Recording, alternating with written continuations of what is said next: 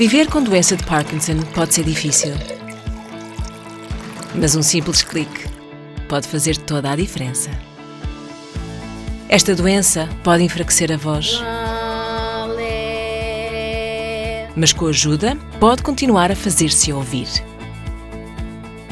Por vezes a doença de Parkinson pode deixá-lo mais em baixo, mas com persistência pode levantar-se novamente.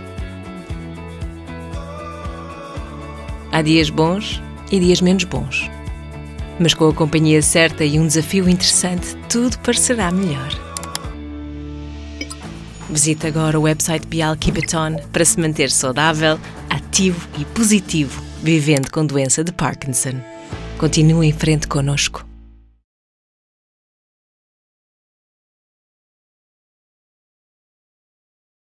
Então, boa tarde a todos e bem-vindos a mais este novo ciclo de conversas online sobre a doença de Parkinson.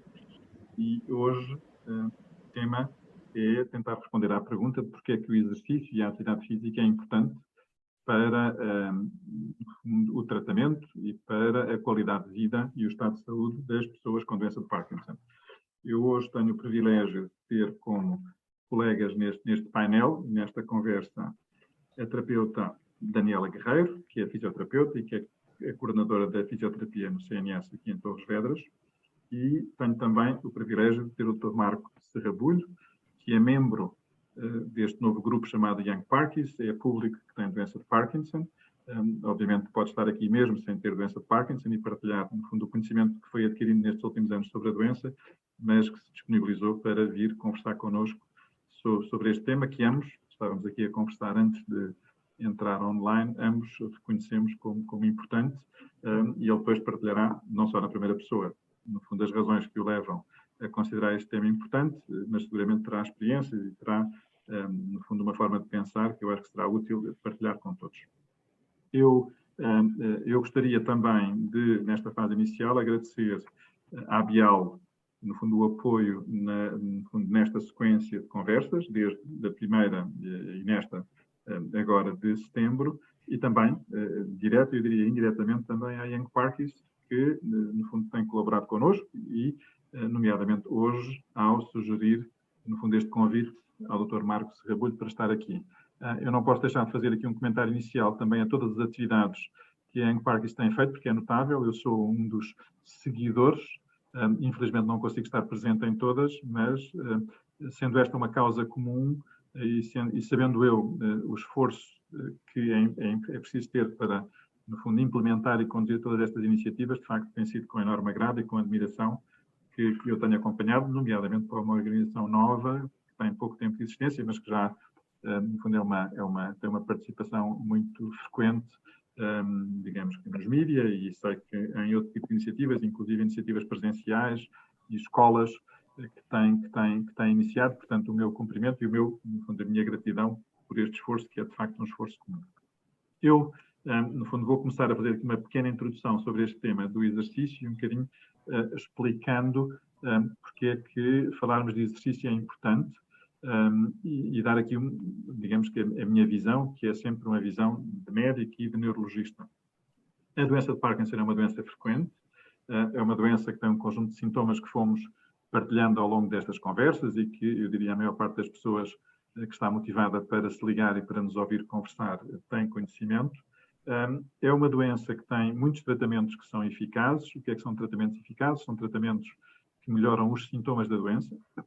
E eu diria, dentro das doenças ditas neurodegenerativas, temos a felicidade de ter muitos medicamentos que claramente melhoram os sintomas da doença e, desta forma, melhoram o estado de saúde das pessoas que têm a doença. E, portanto, nesse sentido, estamos gratos. Ainda não temos medicamentos que nós gostaríamos que ou impedissem quem está em risco de vir a ter a doença, de facto, desenvolver a doença, ou, tendo a doença, que atrasassem a sua progressão ou que fizessem que o aparecimento de alguns problemas que nós sabemos que tornam, eu diria, mais difícil a vida das pessoas com a doença de Parkinson, que, se tiverem que acontecer, que aconteçam o mais tardiamente possível. São os medicamentos que nós chamamos de medicamentos modificadores da progressão da doença, portanto, medicamentos que atrasariam a doença e, portanto, fariam com que, a aparecer sintomas mais difíceis de lidar ou que interfiram com a autonomia das pessoas com a doença, no fundo, estes aconteçam mais tardiamente. E é neste sentido que o exercício ganha uma enorme relevância. Porquê? Porque há um conjunto de informação científica crescente que nos sugere que provavelmente a atividade física é o tratamento, e nós estamos muitas vezes, nós associamos tratamentos a medicamentos e esquecemos de nos lembrar que há outro tipo de tratamentos que não passam pelo uso de medicamentos ou por técnicas cirúrgicas.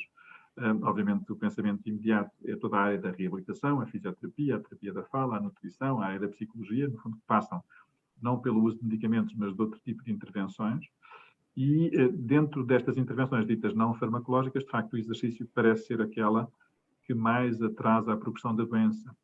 E não tendo nós uma vacina, ou não tendo nós qualquer outro medicamento que faça isso, devemos correr daquilo que claramente, daquilo que parece ser mais eficaz. E, portanto, e numa doença que sabemos que tende a progredir com o tempo, podermos usar esta arma da forma o mais eficaz possível, pareceu-nos e parece-nos, de facto, muito importante, e daí a razão de trazermos este tema. E, na sequência desta minha introdução, que já foi um pouco longa, eu faço aqui o desafio à Daniela um bocadinho de partilhar, nesta fase ainda, digamos, numa perspectiva muito introdutória, não é? Eu estive aqui a dizer que o exercício é importante, os fisioterapeutas também acham que o exercício é importante ou não. Portanto, Daniela, na perspectiva de quem, obviamente, tem um tipo de intervenção diferente, porque é que falarmos de exercício de facto é importante? E era aqui a minha primeira pergunta.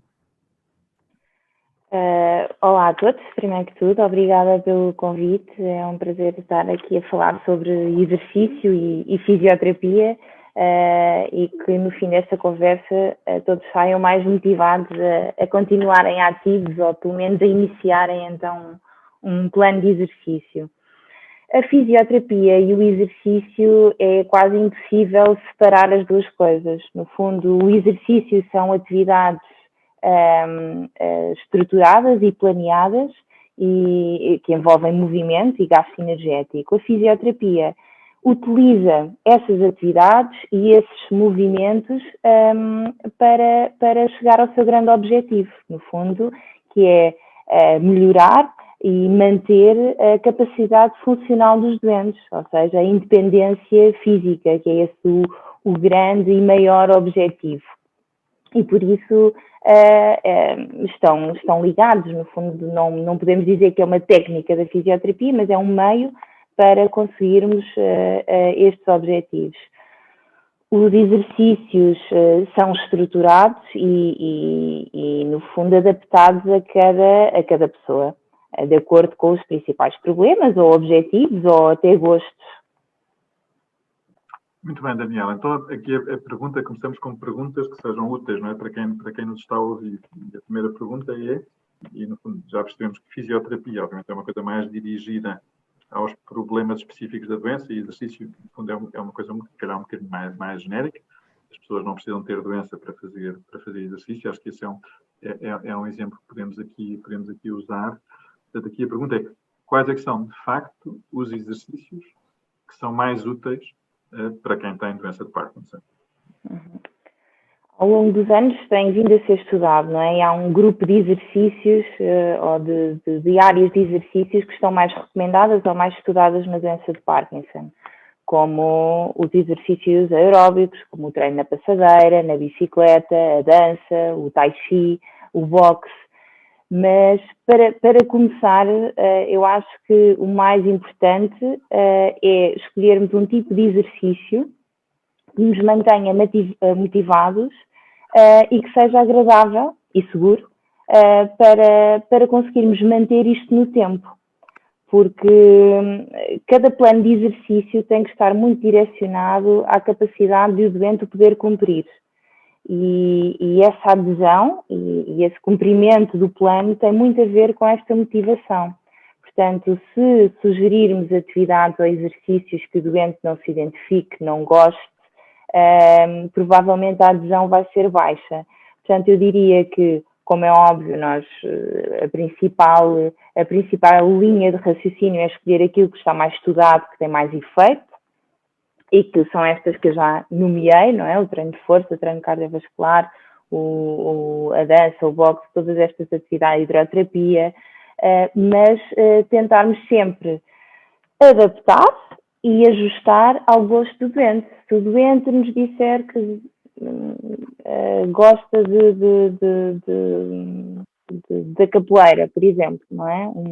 Uma modalidade que nós não estamos muito habituados a ouvir no exercício, nem a praticar. Mas se calhar então pegar nisso e tentar perceber daí quais são as atividades dentro dessa modalidade que deve continuar a fazer ou aquelas que deve evitar, mas tentar sempre ter isto em conta, não é? Aquilo que o doente gosta e que lhe dá prazer, e que só termos a noção se é seguro ou não, mas para começar eu diria que seria isto. Daniela, mas para usarmos aqui termos que sejam compreensíveis por todos, o que é isto do exercício aeróbico? Só aqui numa linguagem mais simples para todos compreenderem. Ok, o exercício aeróbico é o treino que habitualmente fazemos na passadeira, não é? Na passadeira, na bicicleta. É um treino que nos faz cansar, transpirar, que podem e que tem que ser mantido e repetido, não é? Tudo isto tem uma dose e pelo menos isto deve ter uma duração de 30 minutos mínimo diários, no mínimo 3 vezes por semana. Portanto, isto é a dose recomendada para um treino aeróbico. E que são normalmente estas, a caminhada, a corrida, como o Dr. Marco depois pode aqui explicar na primeira pessoa esta experiência do que é um treino aeróbico a sério. A Daniela está a ser muito comedida aqui nas sugestões de exercício, a ser muito prudente. Então eu vou fazer aqui um bocadinho, não sendo fisioterapeuta, obviamente, e não sendo o exercício a minha área, portanto eu sou um leigo nestes aspectos, aqui dizer que o exercício aeróbico, no fundo, por exemplo, o andar em passo acelerado, no fundo é a pessoa aumentar um bocadinho a frequência cardíaca, é ficar cansado sem ficar ofegante, não é? Se a pessoa ficar ofegante, deixa de conseguir respirar, é aquilo que se chama exercício anaeróbico, no fundo já não estamos só a consumir oxigênio, mas no fundo é isto, é aumentar a frequência cardíaca, é no fim ficar cansado de transpirar. É muito curioso que nós não sabemos, e agora aqui uma vertente mais científica, nós não sabemos qual é que é o melhor exercício, se é a dança, ou se é a natação, ou se é o boxe, não é? Ou são as danças de salão, e parece que provavelmente todos eles são úteis, e é aqui um bocadinho o ensinamento dos vários estudos que neste momento estão publicados. Depois há alguns tipos de exercício que parecem um bocadinho estranhos, mas têm uma lógica. Porque é que o boxe parece ser útil? Primeiro porque o boxe faz cansar, portanto aumenta a frequência cardíaca, portanto é o tal exercício aeróbico que a Daniela mencionava, mas obriga quem pratica boxe a fazer movimentos amplos. No fundo é fazer um movimento amplo com o braço. E quem conhece a doença sabe que a doença faz com que, por exemplo, os braços, quando andamos, ficam mais junto do tronco, portanto a amplitude dos movimentos diminui. Portanto, estes movimentos de maior amplitude, por exemplo, um outro é o ping-pong, que também parece poder ser útil, porque, de facto, um jogador de ping-pong faz movimentos amplos com os braços. E depois só aqui um terceiro comentário, a questão da dança, porque é que a dança parece ser útil? Porque a dança é uma combinação de exercício, não é? As pessoas mexem-se, com atividade intelectual, não é? Para alguém que não saiba dançar como eu, dançar obriga a um enorme esforço intelectual de saber onde é que põe os pés. E, portanto, é esta combinação entre atividade intelectual e exercício que parece ser útil. Portanto, daí estes múltiplos exercícios ou exemplos que a Daniela mencionou poderem ser úteis, e já vamos depois falar um bocadinho mais, se calhar, em pormenor de alguns deles. Eu passo agora aqui a palavra ao Dr. Marcos Rabulho para lhe perguntar isto. Como é que há esta descoberta que o exercício é útil, não é? Como é que há um dia em que passou a achar que, de facto, fazer atividade física parece ser importante para nos sentirmos melhor? E era um bocadinho, pedia-lhe desde já essa partilha. Sim. Olá. Boa tarde a todos, então. Sim.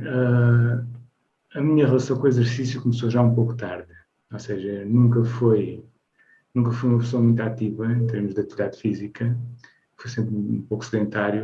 A minha atividade física resumia-se a um passeio de bicicleta ocasional, de vez em quando. Entretanto, com a doença, andei à procura das melhores práticas de outros doentes, o que é que resultava com outras pessoas para tentar seguir. E descobri pessoalmente o caso do Sr. chamado John Pepper, que começou a fazer caminhadas e começou a reduzir os seus sintomas da doença de Parkinson com as caminhadas que fazia. inclusive escreveu um livro e tem sido motivação para muita gente, em termos de pacientes da doença. E uma outra coisa que descobri também foi um trabalho de uma médica americana, a doutora Laurie Mitchell, aliás, que fez um estudo um bocado baseado num inquérito que ela fez a doentes de Parkinson, para tentar perceber dos doentes quais eram as atividades que eles faziam, que faziam com que a doença progredisse menos. O que saltou logo à vista, em primeiro lugar, foi o exercício. Então, ou seja, ela inclusive quantificou as pessoas que faziam exercício uma vez por semana ou 2 vezes por semana, relativamente às pessoas que faziam 6 e 7 vezes por semana, a progressão era muito inferior nas pessoas que faziam mais exercício mais vezes por semana. O total exercício aeróbico de pelo menos 30 minutos por dia em que a pessoa transpirasse. E o que é que faz? Ou melhor, no fundo, acabou por ter acesso a essa informação que foi motivador, não é? E depois há um momento em que começa muitos dos nós, eu costumo brincar com alguns dos meus doentes, quando eu digo que é importante fazer atividade física, eles dizem, já me inscrevi no ginásio. E eu, em geral, faço a graça habitual, que é a inscrição só por si não trata a doença, não é? Portanto, a inscrição não funciona. Portanto, a minha pergunta é, depois, no fundo, de ter acesso a essa informação, como é que foi começar, de facto, ainda por cima, para praticar exercício à séria, de uma forma, eu diria, sim, muito... foi uma coisa gradual. Portanto, depois comecei a história de John Pepper, comecei a caminhar também, tal qual como ele fazia, só que às tantas achava aquilo muito monótono. E aos poucos comecei, além da caminhada, a fazer uns metros de caminhada e uns metros de corrida.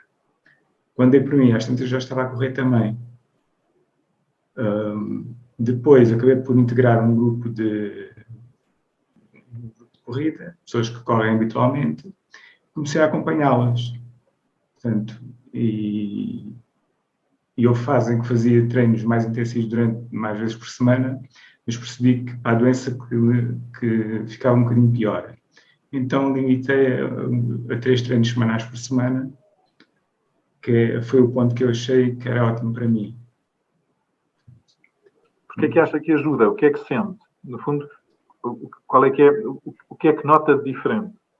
É assim, o exercício por si só faz-nos sentir melhor. Nós custa a fazer, mas quando terminamos, a sensação de bem-estar é belíssima. Existe a libertação das endorfinas, não é? Que nos causam aquela sensação de bem-estar. E depois, além disso, acho que era a questão da superação. Ou seja, apesar de ter a doença, o sentimento de superação, de conseguir fazer a corrida, acho que era também muito motivador. E às tantas percebi que realmente me ajudava. Portanto, o movimento ajuda a coordenar o movimento também, da passada com o movimento dos braços. Portanto, eu senti que me ajudou muito nessa parte. A falta de balanceamento dos braços era um bocado corrigida com a corrida também. Portanto, e eu até costumo dizer que a corrida é a minha indicação difícil. Nós temos a indicação fácil, que é pegar no comprimido e tomar, que controla os sintomas do dia a dia. E a corrida, para mim, funciona como uma indicação difícil, ou seja, é mais difícil do que pegar um copo de água e tomar um comprimido, mas os benefícios a longo prazo, eu acho que se notam perfeitamente.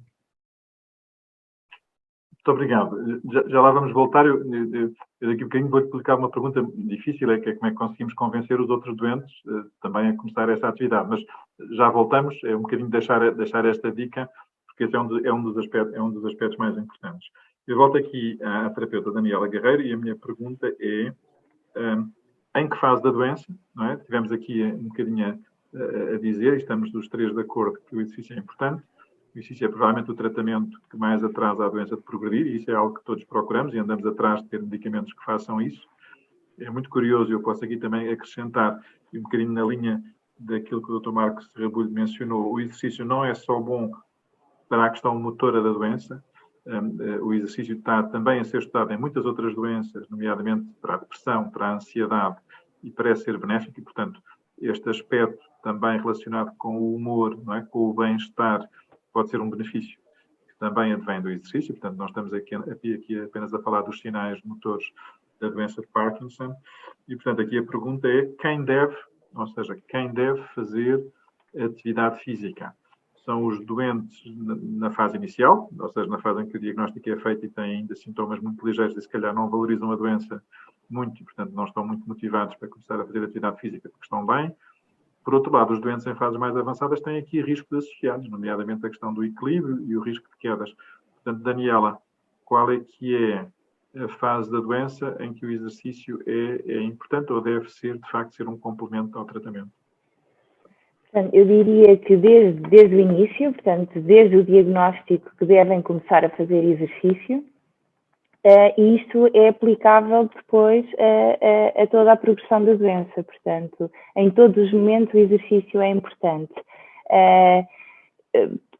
Acho que era uma boa mensagem para deixarmos aqui hoje, não é? De facto, as pessoas só procuram um profissional de saúde, mesmo para orientação de exercício, sem ser algo muito específico ou para quem tem problemas, mas só nos procuram quando existe realmente alguma dificuldade, algum problema motor que começa a incomodar. Porque antes disso, quando estão, ou seja, imediatamente após o diagnóstico, não estão tão despertos para agirem, não é? Para começarem um programa de exercícios e encararem isso como outro comprimido, não é? Como outro meio para combater a doença ou para combater a progressão da doença e os problemas associados.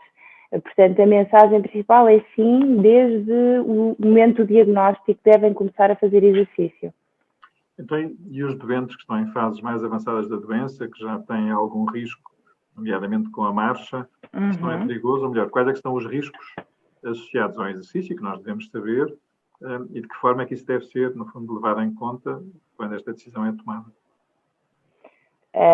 À medida que a doença avança, não é, que os problemas motores possam ter mais impacto ou ser mais incapacitantes, o exercício deve ser supervisionado e acompanhado, idealmente, por um profissional de saúde, para que não exista nenhum risco.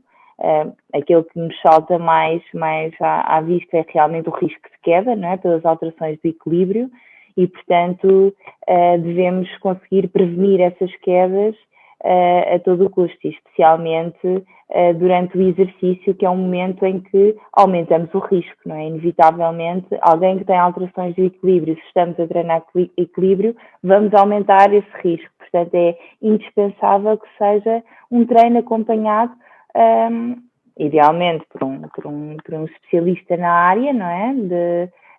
Que tenha mais experiência com doentes de Parkinson, mas deve ser sempre um exercício supervisionado, mas devem sempre fazer, não é? Até aos estadios mais avançados, a fisioterapia será sempre importante para prevenir as complicações associadas ao sedentarismo e ao desuso. Obrigado, Daniela. Eu vou aqui só fazer um reforço que é: imaginem se nós tivéssemos um medicamento que atrasasse a progressão da doença. Toda a gente ia querer tomar esse medicamento no dia em que é comunicado o diagnóstico, não é? Ou, idealmente até antes, não é? Portanto, devemos ter o mesmo raciocínio em relação ao exercício, não é? Se achamos que, de facto, ele pode ter este benefício, devemos começar precocemente. Eu reforço aquilo que a Daniela disse, que é, obviamente, não devemos esperar por não estarmos bem para começarmos a fazer atividade física. Devemos fazer sempre, independentemente até de termos a doença ou não. Aqui um exemplo em relação às fases mais avançadas. Não é preciso, as pessoas podem fazer exercício e não andar, não é? Podem estar sentados. Portanto, há estratégias para fazer atividade física, nomeadamente os tais movimentos amplos. Eu aproveito aqui que uma expressão que é usada para uma tipologia de exercício chama-se BIG. BIG é grande. No fundo, são movimentos de grande amplitude. Vai desde a voz, de falar alto, até fazer movimentos de grande amplitude, como o boxe que a Daniela mencionou é um exemplo. Portanto, são os movimentos de grande amplitude para contrariar a tendência que a doença tem, no fundo, de diminuir a amplitude dos nossos movimentos. Na sequência disto, agora volto à tal pergunta difícil, que faço aqui ao Dr. Marco, que é: então, e como é que nós conseguimos convencer os doentes, não é, a não apenas inscreverem-se no ginásio, não é, como há bocadinho contei este episódio, mas de facto fazerem, ou seja, como é que nós podemos, por um lado, informar melhor, e se calhar vai mencionar esse aspecto, mas no fundo sermos de facto consequentes e conseguirmos convencer as pessoas a fazerem estes aspectos que nós achamos que são importantes. E queria pedir aqui um bocadinho a sua ajuda, não é? Como é que podemos ser mais, no fundo, influenciadores desta mudança de atitude? Bem, é assim. Acho que para já qualquer exercício é melhor do que nenhum. Mesmo que o facto de sair do sofá e fazer, seja uma bicicleta em casa, seja algum exercício. Hoje temos tantas formas de fazer exercício, através do YouTube temos pessoas que nos guiam nos exercícios, portanto não é preciso sair de casa. Embora me tenha apercebido de uma coisa que é, quando comecei a fazer exercício, isso obrigava-me a sair de casa, obrigava-me a ir para a rua, obrigava-me a conviver com outras pessoas. E eu percebi mais tarde que essa parte é muito motivadora depois também em termos de aceitação da doença. Portanto, acho que isto depois fica tudo um bocado interligado. Agora é assim, também sempre fui da apologia que se nós não fizermos nada, os resultados que vamos ter os que são iguais aos outros pacientes. E como eu vi como os outros pacientes estavam ao fim de alguns anos, a minha motivação foi, eu não quero estar assim daqui a uns anos. Quero estar mais ativo, quero estar mais capaz. Tenho os meus filhos para ajudar a criar, portanto, quero socorrer-me tudo o que puder, que me ajude nesse sentido. E percebi que o exercício era o principal fator que estava à minha disposição, que era gratuito e que podia usar para conseguir manter-me mais capaz possível. Portanto, e eu estou neste momento com cerca de 15 anos desde os primeiros sintomas da doença e continuo ativo. Portanto, e consigo perceber que grande parte foi realmente relativo, por causa do exercício que fiz ao longo destes últimos anos. Muito obrigado. Eu acho que pôs aí a tónica num aspecto importante, que é, em todo momento, todos, desde os profissionais de saúde, aos doentes, aos familiares, a quem cuida, temos a tranquilidade de dizer que fizemos tudo aquilo que a medicina tem ao nosso dispor. Não é? E tudo aquilo que a medicina tem ao nosso dispor, no fundo, é obviamente sermos acompanhados por médicos que tenham treino no seguimento desta doença, por fisioterapeutas, por enfermeiros, por todos esses profissionais, que obviamente devem ter essa formação, mas também socorrermos de todas estas alternativas que não passam pelo uso de medicamentos, como o exercício, para, obviamente, fazermos o máximo. E eu gostei imenso dessa sua expressão, que no fundo é isto, é usarmos tudo aquilo, todas as armas que estão ao nosso dispor para nos entreajudarmos. Eu vou aproveitar para fazer aqui um intervalo, porque temos algumas perguntas, e a primeira pergunta é para a terapeuta Daniela Guerreiro, que é se é possível explicar o que é que são estas estratégias do cueing, no fundo, destas pistas para os doentes mais dependentes. No fundo, são técnicas que são usadas não tanto de exercício, mas mais de fisioterapia específica para a doença, mas obviamente podemos falar. O que é isto de usarmos estas pistas, no fundo, para ajudarmos os doentes? Eu diria que na natureza, não é? E nos nossos espaços urbanos, nos jardins, existem pistas visuais que também podem ser usadas para, mesmo quem não usa estas pistas, no fundo, para aquilo que a Daniela vai mencionar, serem usadas como facilitadoras do exercício. Mas, Daniela, no fundo, é esta pergunta. O que é isto? Como é que se utilizam estas estratégias de cueing de pistas para, no fundo, para os doentes que estão mais dependentes? Eu imagino, do ponto de vista da marcha, que a Daniela quer explicar aqui um bocadinho como é que isto é usado. E o que é isto? E o que é isto? Sim, as chamadas estratégias de cueing, no fundo, são estratégias que nós utilizamos de facilitação para a marcha. Pode ser para as marchas ou para as transferências, mas vamos focar na marcha. Isto são dicas ou truques que são utilizados para que se mantenha uma cadência da marcha, ou seja, o comprimento do passo e o número de passos semelhantes ao que fazemos na marcha normal. As pistas mais utilizadas são as pistas visuais e, como o professor Joaquim mencionou, são aquelas que nós habitualmente vemos na passadeira, não é? As riscas brancas ou as pretas, que nós podemos incentivar o doente a pisar ou ultrapassar essas mesmas riscas. ou mesmo os próprios desenhos que a calçada faz, em que há um espaçamento, no fundo, contínuo. Ou seja, tem que haver alguma ritmicidade nos desenhos para que possa ser facilitador. Mas em nossa casa, não é, podemos fazer as mesmas riscas, no fundo, com uma fita adesiva, por exemplo, com o comprimento do passo do doente, para que possa, no fundo, desbloquear em momentos mais difíceis. Por exemplo, que é habitual nós, em casa dos doentes, fazermos os trajetos mais comuns, o do quarto ou da saída da cama até à casa de banho. Podemos desenhar esse trajeto com uma fita adesiva, não é? Que se destaque do chão até à casa de banho para ser mais facilitador para o doente. Depois, há outros tipos de pistas, não é? Que são as auditivas, que provavelmente, não sei se é o caso do Dr. Marco ou não, que se utiliza música, no fundo, para ser só um elemento motivador, ou se é também um agente facilitador do movimento, não é? Tudo isto pela indução de ritmo. Portanto, a música ou a utilização de um ritmo que até pode ser do familiar que está connosco, como aqui a pergunta se dirige a pessoas mais dependentes. Imagino que seja uma marcha difícil de facilitar e por isso necessite de outra pessoa para que o doente consiga fazer marcha. Aí eu diria que se calhar as pistas auditivas serão as mais fáceis do doente assumir. Portanto, o cantarmos uma música ou pôr uma música a tocar ou a simples contagem dos passos induz um ritmo, não é? E não é preciso contar até 20, basta estarmos sempre neste registro de 1, 2, 1, 2, 1, 2. Portanto, esta indução de ritmo é um agente facilitador da marcha. Depois, para estas pistas, que são pistas cognitivas, são mais difíceis de o doente assumir. Porquê? Porque tem que pensar sobre elas, não é? E para alguém que já tem uma marcha mais dependente, pode ser mais difícil assumir uma pista cognitiva, que são elas levante os joelhos, apoio o calcanhar primeiro, passo grande, pontapé. Tudo isto são pistas mais difíceis de assumir, mas ainda assim são agentes facilitadores. As mais fáceis serão sempre as visuais, que são as riscas no chão, os obstáculos a ultrapassar, ou então as auditivas, a música, ou o ritmo, ou a contagem.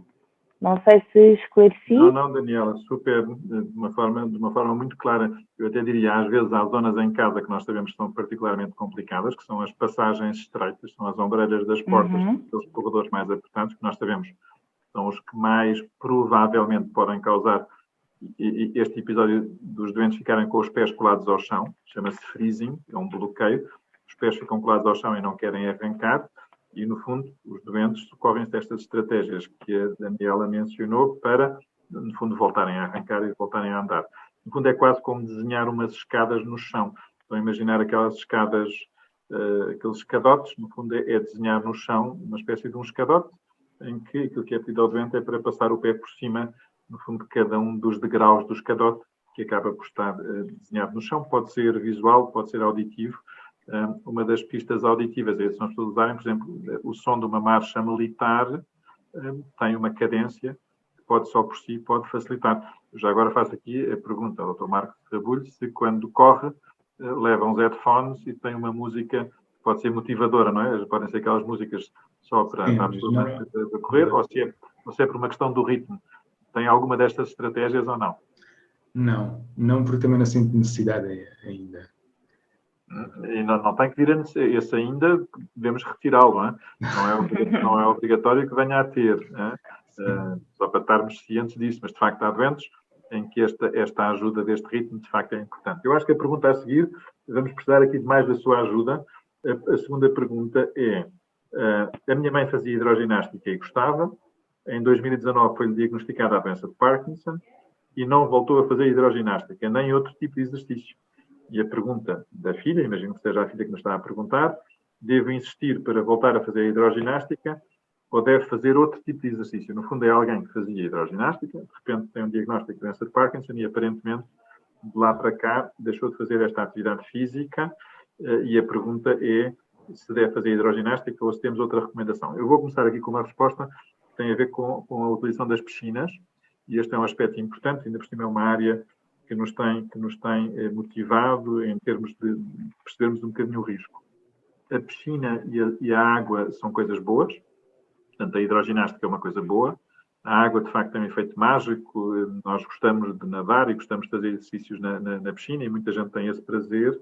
Dizer que, à medida que a doença de Parkinson avança, alguma da coordenação motora fica alterada e, portanto, há algum risco de poder haver um desequilíbrio dentro da piscina e mesmo haver um risco de quase afogamento. Portanto, é um alerta que temos aqui que fazer, que as piscinas são bem-vindas, a água é, de facto, uma ajuda importante, mas para quem já tenha algum desequilíbrio, não deve ir para uma piscina sem estar com alguém a acompanhar, para, no caso de haver um desequilíbrio, no fundo, haver um alerta e alguém poder ajudar. Portanto, são coisas boas, muito importantes, é uma ajuda importante, mas este risco deve ser aqui anotado, porque, infelizmente, às vezes há acidentes e não devemos aqui ter este componente pedagógico. Portanto, feito este alerta em relação às piscinas, não deve ser um fator de desmotivação, não, é apenas aqui uma ajuda do ponto de vista de informação.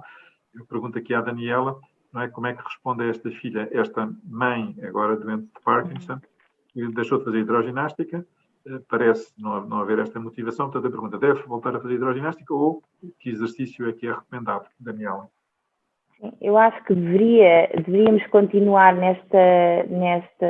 dar resposta ao gosto da mãe, portanto, se a mãe tem gosto pela hidroginástica, que devemos começar a motivar por aí, portanto, começar por uma coisa que a mãe goste.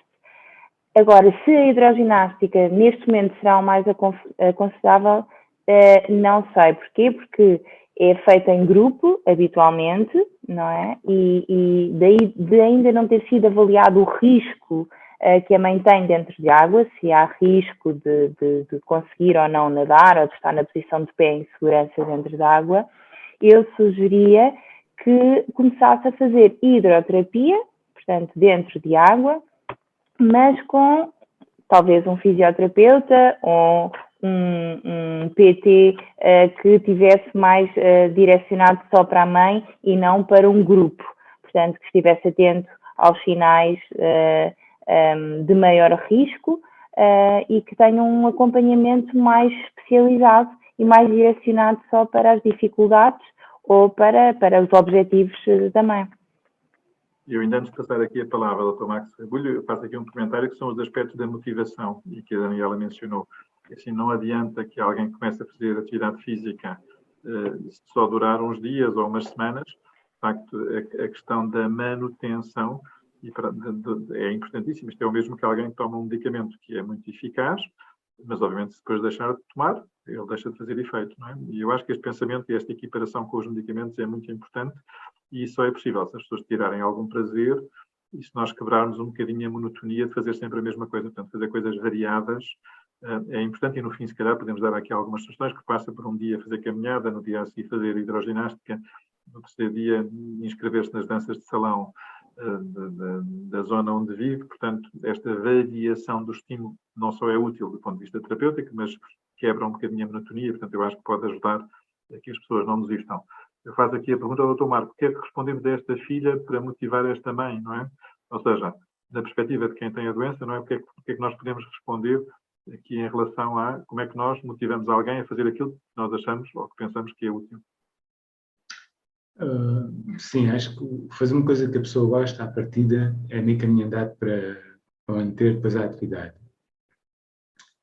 E já agora chamar aqui a atenção para um outro aspecto que é esta doença é uma doença que leva as pessoas a isolarem-se muito, a isolarem-se em casa. Portanto, o tremer, os sintomas que nós temos levam a que a pessoa tente esconder os sintomas e portanto, provoca isolamento, que depois leva a outras questões como dos estados depressivos.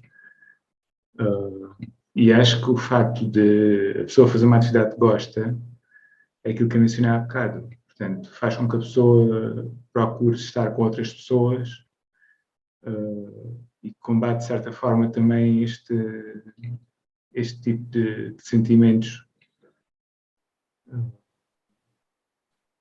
Isolamento.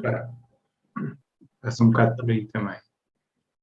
Não, eu pego nessas suas palavras e é uma coisa que claramente vindo na primeira pessoa tem outro significado e que às vezes, se calhar de forma ingrata, não valorizamos, que é, no fundo, a doença, e eu agora dou aqui uma resposta um bocadinho mais clínica, os sintomas de ansiedade e de depressão fazem parte da doença e são muito frequentes.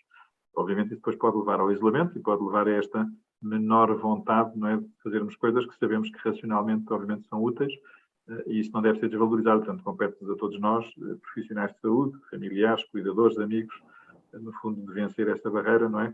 Na prática se traduz num isolamento, mas muitas vezes tem muito a ver com isto, com haver uma diminuição do humor, que obviamente sabemos que mais de 50% das pessoas com doença de Parkinson têm, de facto, sintomas depressivos, portanto, tristeza, que acabam por conduzir a essa menor motivação. Isso funde-se com uma pergunta que também temos aqui para responder, que é muito idêntica, que é: o meu pai tem 80 anos, tem doença de Parkinson e nunca gostou de fazer exercício. Por que tipo de exercício deve começar? Portanto, alguém com 80 anos, imagino que esteja bem, mas tem doença de Parkinson. Daniela, como é que respondemos a esta pergunta? Qual é que eu diria? Se calhar aqui a pergunta é: o que é mais fácil? Não é? Que faça bem, mas que obviamente não seja muito exigente do ponto de vista, obviamente, de esforço. Eu diria que seja compatível para alguém com 80 anos que tem um diagnóstico de doença de Parkinson. Portanto, as coisas mais simples, os mínimos. Sim, é sempre difícil, não é? E convencer alguém a começar a fazer exercício, não é? Especialmente alguém que não gosta e que nunca fez. Portanto, eu diria que para começar, as caminhadas são o tipo de exercício mais bem aceito, especialmente ao ar livre, não é? Que facilmente conseguimos traduzir em passeio. Mas que se começarmos por aí e aumentarmos a frequência e a duração, pode ser aqui um caminho. Mas se calhar deixar aqui um alerta, porque é mais difícil, não é? Pessoas que nunca fizeram exercício iniciarem um programa de exercícios sozinho ou com os familiares. Se calhar o meu conselho era... ou seja, levar o pai a ser avaliado por um especialista na área, por um fisioterapeuta ou por um profissional de saúde dentro da área das doenças do movimento, para que exista aqui um compromisso, não é?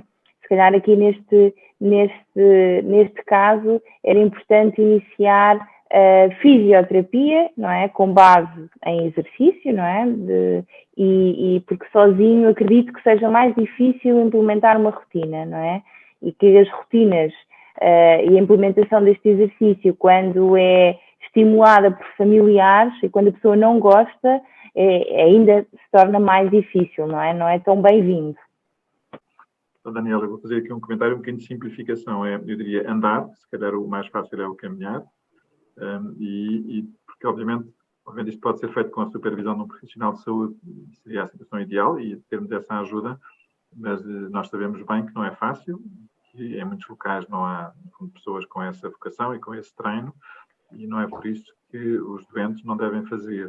Portanto, eu diria, eu acho que se este senhor começar a fazer uma caminhada, eu diria, de meia hora, 3/4 de hora por dia, já seria ótimo. O que a Daniela menciona, se for acompanhado por alguém, obviamente isso tem um fator de motivação. Eu acho que, se olharmos para as equipas, não é? Para os desportos de equipa, tem um treinador, não é? Porquê é que tem um treinador?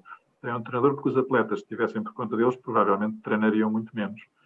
E, portanto, ter o tal supervisor, um fisioterapeuta ou outro profissional de saúde, não havendo, digamos, ter um elemento da família que tenha a disponibilidade de diariamente fazer esta caminhada acompanhando o doente, obviamente é um fator de motivação, ou um amigo, ou haver digamos, uma qualquer combinação que faça com que, no fundo,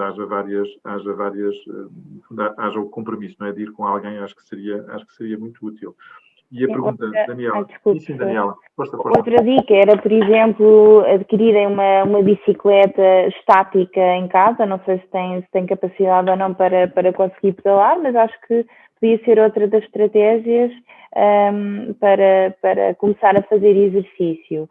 E outra dica também, que eu acho que melhora a adesão, é fazer uma tabela de registro, não é?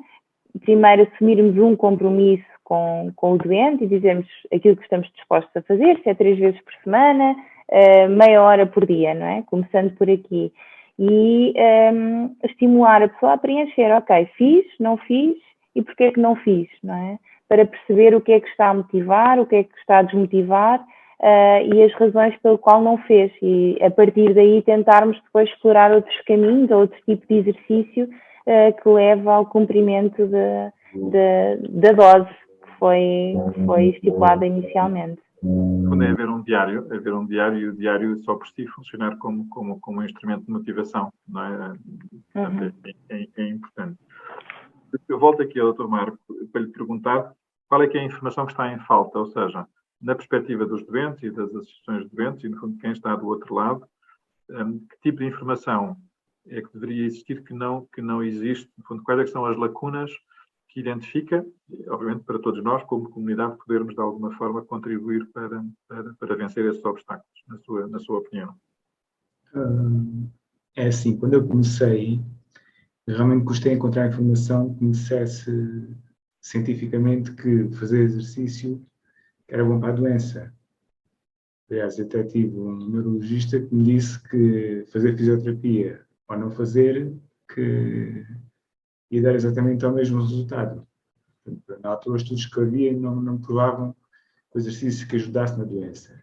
Acho que hoje em dia que já não é assim. Já há muitos estudos que provam que realmente o exercício é um fator muito importante para controlar a doença, controlar e não só, portanto, impedir que progrida tão rapidamente. E acho que isso deve ser a principal motivação, ou seja, nós percebermos que fazer exercício, o pouco que seja, ajuda a que a doença progrida, faz com que a doença progrida mais devagar. Portanto, e isso, quem tem a perspectiva de uma doença destas que vai sempre evoluindo, acho que pode ser da melhor motivação que nós podemos ter em termos de doente. Muito obrigado. O tempo corre, estamos quase no fim, portanto, isto é de facto uma corrida, foi quase atividade física, foi exercício que fizemos aqui em conjunto, o tempo correu tão depressa, e eu tenho aqui 2 ou 3 perguntas para colocar, por acaso temos aqui uma nova pergunta, e a pergunta é se os exercícios que estão disponíveis no YouTube são seguros para os doentes de Parkinson. Eu imagino os exercícios em geral, não é, que as pessoas acedem. E esta é uma pergunta, Daniela, para si. Ou seja, depois, o meu primeiro comentário é que é importante filtrarmos um bocadinho os locais a que acedemos, porque obviamente há locais que têm, eu diria, uma qualificação maior. Quais é que são? Obviamente as sociedades científicas desta área, tudo o que lá está nos sites, obviamente são mais filtrados por pessoas mais competentes. Mas, Daniela, tudo o que está disponível no YouTube é seguro ou não? Faço aqui esta pergunta. Não, de todo, não é? Aliás, esta pergunta é um bocadinho vaga, não é? Porque eu não sei se está a dirigir aos nossos exercícios que nós temos no YouTube, os desafios que nós vamos publicando semanalmente, não sei se é esse que se está a referir. Eu penso que a pergunta é genérica, mas a Daniela pode responder em relação aos Pronto. Mas obviamente que isto depende muito da capacidade do doente, não é? O que é seguro. O mesmo exercício pode não ser seguro para o doente que tive às 10, na sessão das 10, e pode ser seguro para o doente que tive ao meio-dia, não é? Portanto, depende muito da capacidade do doente. Eu diria, depende se o doente tem ou não risco de queda. Para os doentes que têm risco de queda, ou seja, que têm déficit de equilíbrio, que caíram pelo menos já uma vez, ou que tiveram quase quedas, eu diria que os exercícios mais seguros para fazer via online ou via internet serão sempre os exercícios que são feitos na posição de sentado ou na posição de deitado. Os exercícios de pé ou mais dinâmicos, feitos à distância, portanto sem supervisão, serão sempre exercícios para pessoas que não têm risco de queda, ou seja, para estadios mais iniciais, que não tenham história de quedas e que não tenham desequilíbrios. Daniela, eu vou só aqui acrescentar, obviamente, neste momento a informação entra por várias vias e várias fontes. Eu acho que um dos critérios é um bocadinho as pessoas valorizarem mais os locais que sabem que correspondem a sociedades científicas ou a instituições com pessoas com treino nesta área, sabendo que há muita informação que acaba por ser partilhada, que obviamente não tem este filtro e, portanto, não quer dizer que esteja mal, mas para quem não sabe, eu diria que seria mais prudente um bocadinho. Isto aplica-se aos exercícios como se aplica à leitura da informação que está disponível, portanto, os textos e a informação. Aqui, eu tenho 2 ou 3 perguntas muito rápidas, antes de depois dar uma oportunidade a ambos de se calhar fazerem uma última mensagem para todos. Uma para a Daniela é se há alguma melhor altura do dia em que as pessoas devam fazer exercício, e funde-se com uma segunda pergunta, é se as pessoas podem fazer, se isto que estamos aqui a falar, os doentes podem fazer autonomamente, portanto sozinhos, ou se precisam sempre de supervisão. Portanto, muito brevemente, Daniela, há uma melhor altura do dia e esta questão da supervisão. É preciso supervisão ou as pessoas podem fazer atividade física de forma autónoma e sozinhos?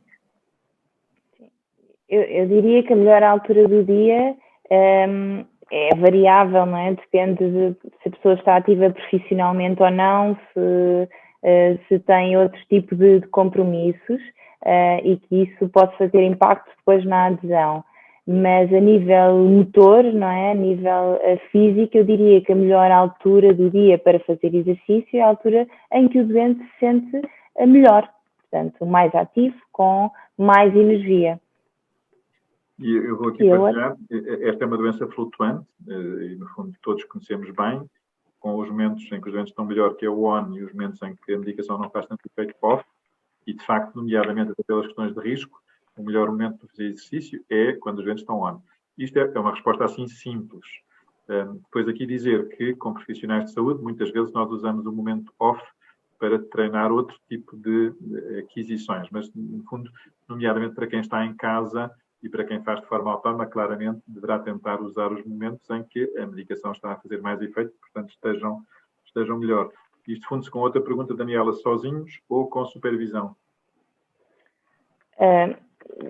Também depende aqui do nível de independência do doente e de capacidade que tem, portanto, aqui pensando em estadios mais iniciais ou estadios mais avançados, é muito possível os doentes em estadios iniciais fazerem exercícios sozinhos. Portanto, há uma prescrição de exercício ou um aconselhamento, idealmente uma primeira avaliação por um profissional de saúde e continuar este plano sozinho e esse compromisso de o realizar, não é? Pessoas que têm um maior nível de dependência ou que tenham mais dificuldade em conseguir cumprir o plano inicial ou um plano que pudesse fazer à distância, aí eu aconselharia a ser um exercício supervisionado. Muito obrigado. Então agora aqui para terminarmos eu vou fazer aqui um desafio e vão-me dizer se isto faz sentido. E o que faz sentido e há um aspecto que nós não mencionámos, mas de alguma forma o Dr. Marco também mencionou, que é a questão da dose. Obviamente nós estamos habituados a falar da dose quando falamos de medicamentos, nós estamos habituados a falar em dose quando falamos de atividade física. Vou dar aqui um exemplo. Nós estamos aqui a dizer para fazerem atividade meia hora por dia, obviamente o dobro é fazer 1 hora por dia. Portanto, a dose é um bocadinho isto. Aquilo que eu costumo dizer aos meus doentes é que todos os dias eles idealmente deviam retirar 3/4 de hora, 1 hora, para cuidar deles neste sentido. Portanto, eu diria que quase diariamente, assim como tomam a medicação de forma regular, deviam fazer atividade física, exercício, no fundo há alguns exercícios mais da área da fisioterapia por recomendação de um profissional de saúde, mas todos os dias deviam investir 1 hora do seu tempo neste tratamento, que não passa pelo uso de medicamentos e passa pelo uso de fazer este tipo de atividades. Seja a dança, seja o boxe, seja a caminhar no parque, seja correr a meia maratona ou a maratona, já de uma forma mais violenta, aí não pode ser diariamente, não é? Tem que haver um intervalo maior, mas a pergunta e é uma pergunta para ambos, se acham que esta recomendação de, assim como tomam a medicação às horas estipuladas e indicadas pelo médico, e isto é independente da ida à fisioterapia, porque a fisioterapia será, no fundo, 2, 3 vezes por semana, no máximo, e, portanto, resta todo o resto do tempo. E se a dose for importante, e eu diria que a ciência tem-nos dito que a dose é importante, se a atividade física ficar cingida ao momento da fisioterapia, que é 1 vez por semana ou 2 vezes por semana, não estamos, mais uma vez, tal como o Dr. Marco mencionou, a fazer o máximo daquilo que temos disponível para nos ajudar. Portanto, a minha pergunta é, faria sentido esta recomendação, que é um bocadinho genérica, que é todos os dias da semana, 1 hora seria o tempo a alocar para, no fundo, fazer este tratamento, que passa por caminhar, ou ir à hidroginástica, ou ir à fisioterapia, ou fazer alguma atividade física. Eu agora começo pelo Dr. Marcos Rebulho. Este tipo de recomendação, eu sei que se calhar até é um bocadinho ambiciosa, faz-lhe sentido? O que é que costuma dizer às pessoas quando fazem perguntas sobre esta área? Sim. Eu pusei-me a fazer exercício num dos trabalhos da doutora Laurie Mitchley, e ela realmente equacionou em termos de valores. Se fazer exercício um dia por semana, ou fazer 2 ou fazer 3, tem um impacto completamente diferente do que fazer todos os dias. Portanto, em termos de progressão da doença, ela até fez uma escala, e que fazendo um dia por semana, a evolução da doença rondava ali os 50, 60 pontos. Fazendo os 7 dias por semana, subia para os 400. Ou seja, o exercício era dependente da dose. A eficácia do exercício realmente é dependente da dose. Ou seja, se a pessoa puder, e se conseguir, e se estiver motivada para fazer exercício diariamente, todos os dias, mesmo para variando o exercício, o importante é que seja um exercício aeróbico, ou seja, que a pessoa transpire, que seja pelo menos meia hora e que a pessoa transpire. Mas realmente tudo indica que a dose é importante. Não, portanto, é exatamente isso, e nós não planeamos esta conferência em conjunto, hein? Estamos aqui em sintonia, o que é ótimo. Hein? O risco que eu estou aqui a correr, de não termos falado antes. Daniela, esta minha recomendação e aquilo que o Dr. Marco diz, faz sentido ou não? Faz todo o sentido, não é? Acho que é ambicioso, não é? Sentir que, ou pensar que todos os doentes possam cumprir e que queiram cumprir esta dose, porque realmente 1 hora por dia, acredito que muita gente não se sinta motivada, mas esse será sempre o grande objetivo. Portanto, acho que é uma dose muito indicada e alcançável.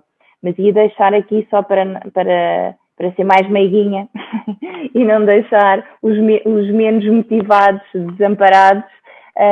Acho que podíamos começar, assim, pegando nesta dose que é recomendada às 3 vezes por semana e não pensando numa dose tão ambiciosa, começar nos outros dias da semana a fazer atividade física, não é? Que é um exercício sem dose, portanto são atividades que gastam energia, que podem também cansar, e que têm a ver com atividades do dia-a-dia. Portanto, tornarem-se mais ativos nos dias em que não estão comprometidos a fazer exercício, para depois progredirem para algo mais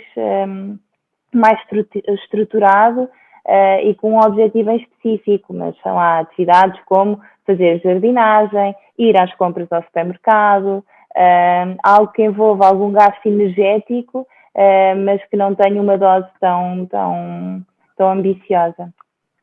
Muito bem, então agora vou dar a ambos aqui uma última oportunidade, é mesmo aqui a última volta, para, no fundo, para uma última mensagem, algo que achem importante partilhar, desde já agradecendo, obviamente, a ambos a disponibilidade e o tempo, num sábado à tarde, em que o tempo até está relativamente agradável. Portanto, Dr. Marcos Rebulho, um último comentário e desde já também agradecendo em seu nome à Young Parkies a atividade enorme e nobre que está a fazer e que nós acompanhamos e valorizamos. Portanto, um último comentário da sua parte.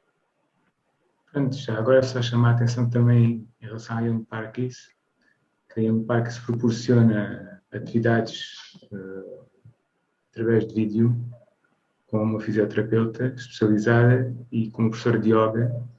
Portanto, quem quiser juntar-se, para além do acompanhamento da partilha de informação que nós conseguimos ter, uma das atividades que a Young Parkies proporciona realmente é o exercício físico. Online, para quem quer acompanhar, não é? Mas é uma mais-valia que nós temos aqui na Young Parkies.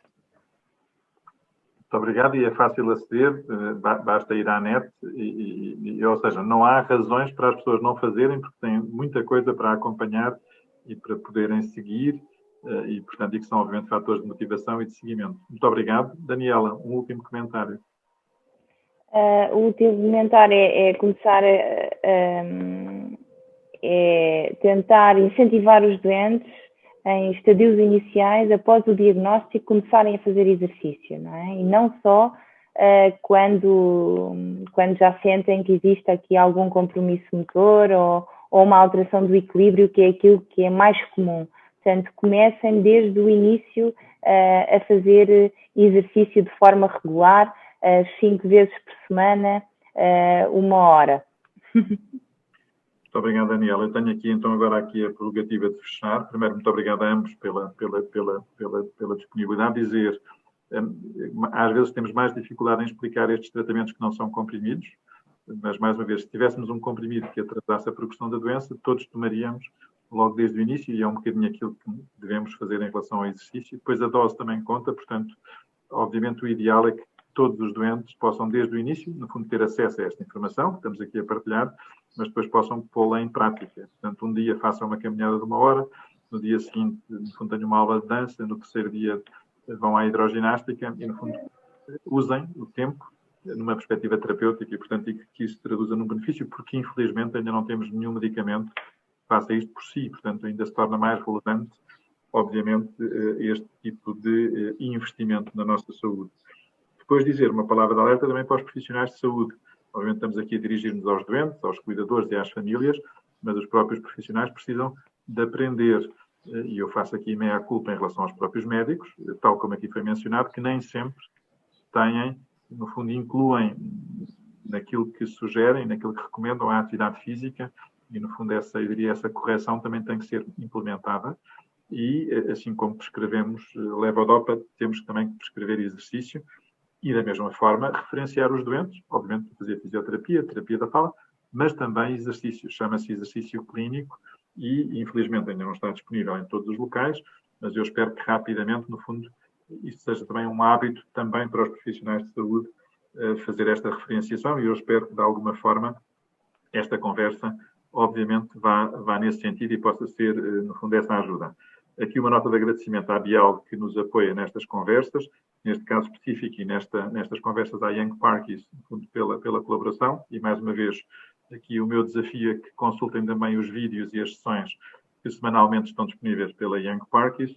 Aqui uma nota de agradecimento à professora Raquel Bossa, que está como editora deste programa, e à doutora Madalena Pacheco, que regularmente também nos apoia nesta área da comunicação, e dizer que o próximo ciclo de conversas online sobre a doença de Parkinson será no dia 22 de outubro, e o tema, nessa altura, será sobre alimentação. E a pergunta é, será que devo alterar a minha alimentação por ter doença de Parkinson? E, portanto, assim como hoje falámos de exercício, nesse dia falaremos de alimentação e de nutrição. E, portanto, o meu obrigado a todos. Boa tarde e bom fim de semana.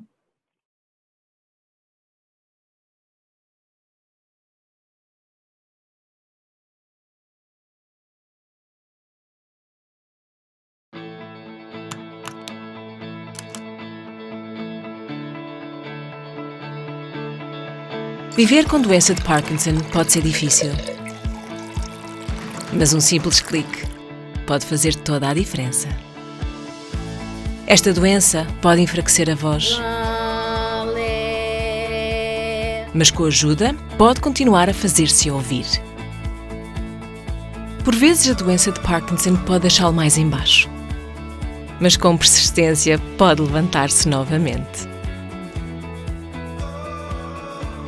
Há dias bons e dias menos bons, mas com a companhia certa e um desafio interessante, tudo parecerá melhor. Visite agora o website Bial Keep It On para se manter saudável, ativo e positivo, vivendo com doença de Parkinson. Continue em frente connosco.